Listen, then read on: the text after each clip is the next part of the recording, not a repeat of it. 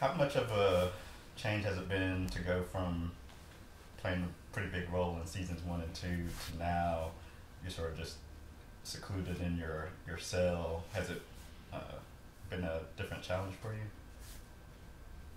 It's been somewhat of a challenge. I think any role on this show is a good role. I'm blessed and privileged to play any role on the show. I think it's been an interesting dynamic if you look at the 3 years of Black Lightning. What we've been able to do with, and what not we, but what the writers have been able to do, me, you know, playing out the words that the writers write.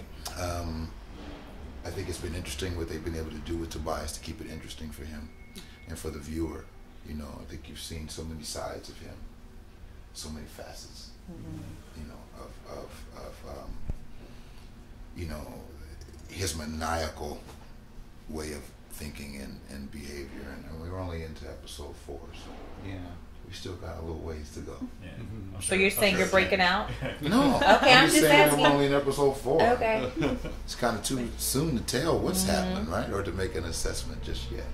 But But so far in the first 4 episodes, wearing the makeup and being in that, in this season, being in that makeup and being, you know, playing my actual age in physicality and not just theory has been a challenge. I must say, it really has. I'm curious about Tobias's relationship with Khalil. Does he know that he's still alive and that he's become Painkiller at this point? And I don't think he knows yet. yeah, I don't think so. what do you think his reaction will be when he finds out? It's interesting, you know. I don't think he'll be happy. That, you know, Tobias is one that doesn't like to leave, you know, ends loose or stones unturned. You know, so yeah, I don't think that he'll be happy. I don't know if he knows it yet. I mean, he's in a pit right now. He's very much so isolated from the happenings of the rest of the world, and even of the rest of the inner pit that's happening. You know, he's really secluded in there. So, yeah, great question.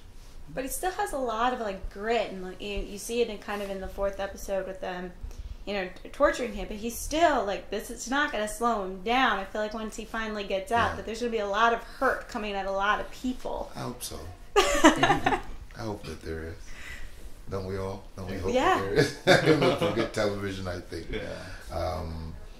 No, I think you know, the pit is giving us a chance to really see his internal strength. We've witnessed for two years his physical strength, you know, his ways of manipulation and things like that.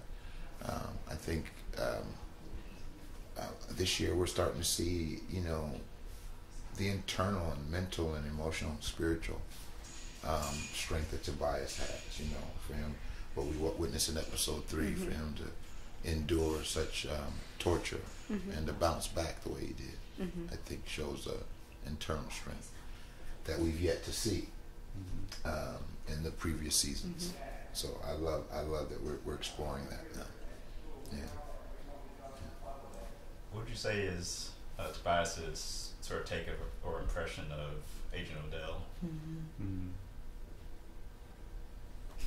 I think he understands that, you know, I think Agent Odell creates space and playing field for him to not seem so bad, even to himself, not just to the viewer or to the you know, the neighbors in Freeland, but even to himself.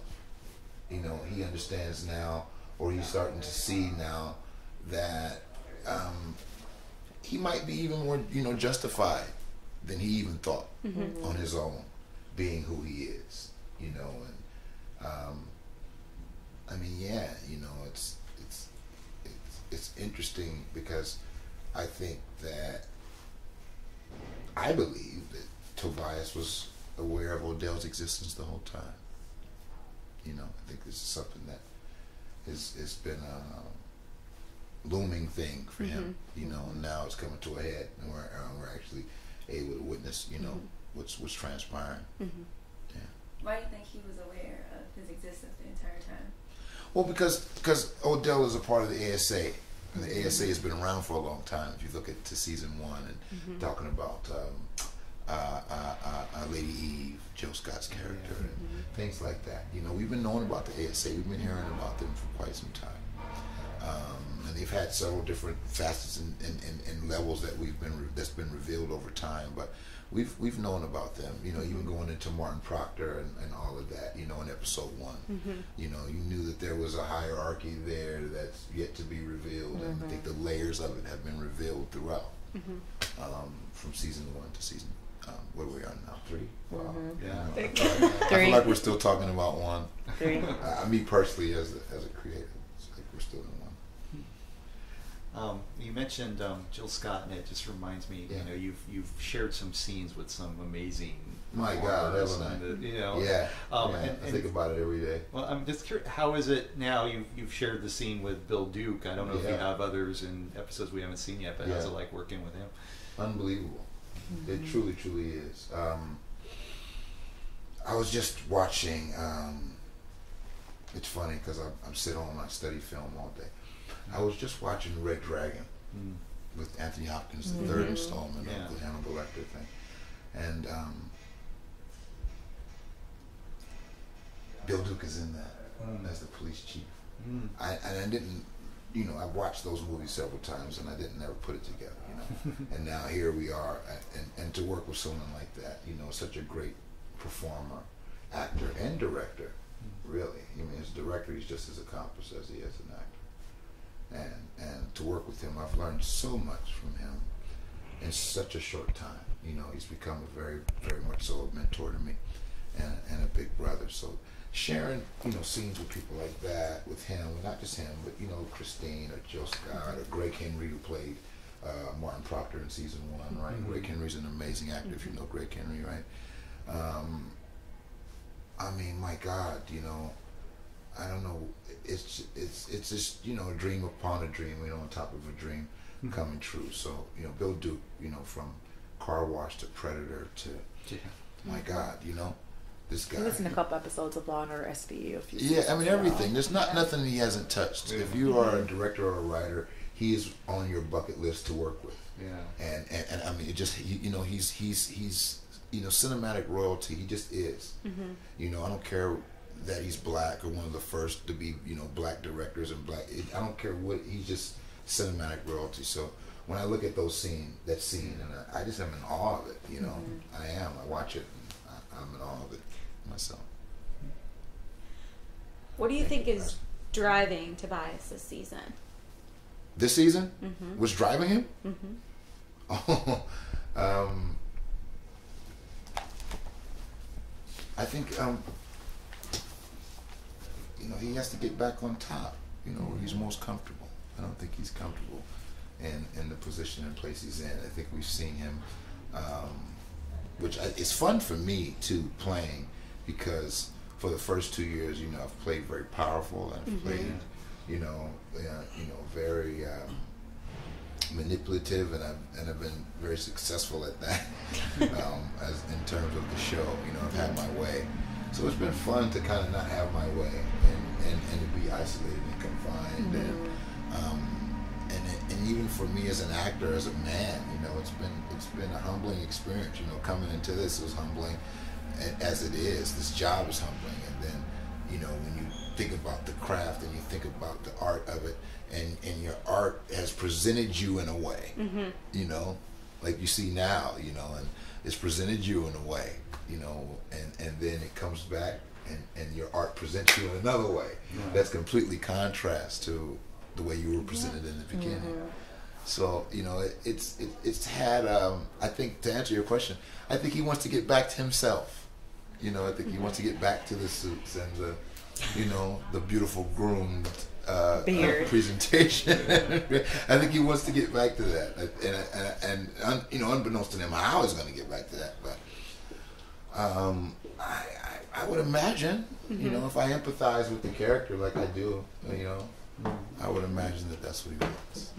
What does he talk about? Hey. Hey, man. Good to see you. Just thought I'd say hello. Good. Thank you. I was just telling them, she asked, what do I want? And I was saying, saying I want to Back into your seat. Yeah, we've been roughing him up a little bit. How's everybody doing? Good. How are you? Yeah, We're having a good, good thank time. you. Good. So Enjoy. I was watching some older episodes the other day, and I loved the episode where you were talking to the picture of Jill Scott while you were playing chess with her. Oh, that's actually my sister Tori, played by Edwina Finley. I love that scene because Yeah. you were really crazy. And she was like, "You need to go to sleep." You Yeah. you were like, "No." Yeah. Or your little whatever. I love that scene. Thank you so much. I Yeah. had fun doing that. Yeah. Yeah. And Karen Giovanni played my Cutter, played Cutter Oh, last yeah. season. It was amazing. And she was incredible to work with, such a generous actress. And oh my gosh, I can't say enough about her and just, you know, how genuine she is and how generous she is, you know. We had some intimate scenes last season. Oh, you did? And, yeah, she was wonderful. She was very much so wonderful, and you know,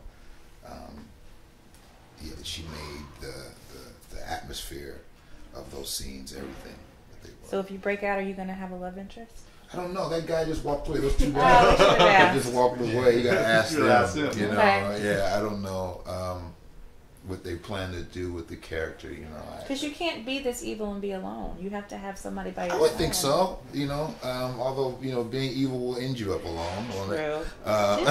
Find the right person, maybe not. Maybe not. Maybe What'd you not. tell her? I could find 10 of you tomorrow. Yeah, I know. that I don't know. He might have spoke a little too soon on that, but yeah, no, it was fun. Those scenes were fun.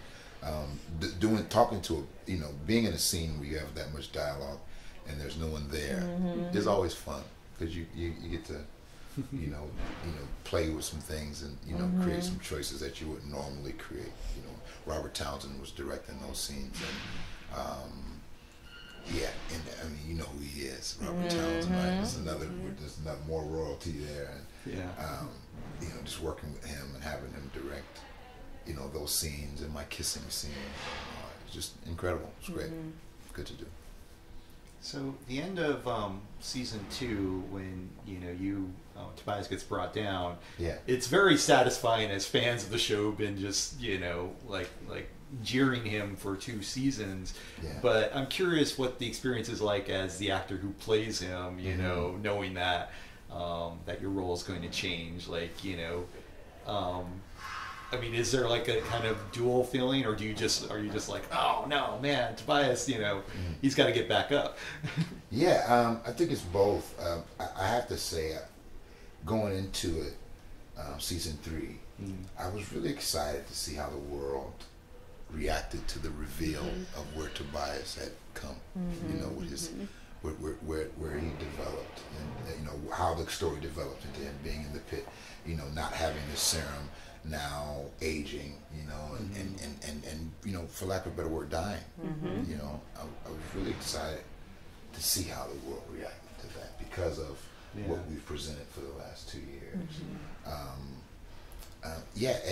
And I think that you gives people this certain image and they believe it, and I think that's the beauty in our writers and our creator that just left is that he understands how people are feeling about it, so much so that he's able to twist you a little bit and turn you a little bit, and hopefully keep you interested and intrigued in what Tobias is going to do with his next move and next step is. I know for me as an actor, it's kept me that way. So I was anxious to see if it was going to affect the viewer that way, and the fantasy, if it was going to create a whole nother understanding and maybe some sympathy and empathy for him, and change the whole sheesh, this guy who you love to hate, now you kind of feel bad for him, you feel sorry for him, you kind of want to see him get back to where and love him to be, so, and that's all in that guy that just left. I can't say enough about Salim, my kill. I can't, if you notice how I got up, I can't say enough about him. He has taken such a stance on and I think this is the first time I've ever articulated this this way, because yeah, I'm just natural that way. And again, I'm just in the moment. But he's taken a stance not only with having the first black superhero television show and, you know, black superhero lesbian and black. We were saying that with Van. I was like, every episode is like, yo, black ass. Black, I love it. But I love it. It's like my favorite part of the show. Right. And even with me as a character, right, being a black man with albinism, you know, and taking that uniqueness that is my appearance and creating a character in a world, not just a character, because the characters are created, but creating a world around the character where you have a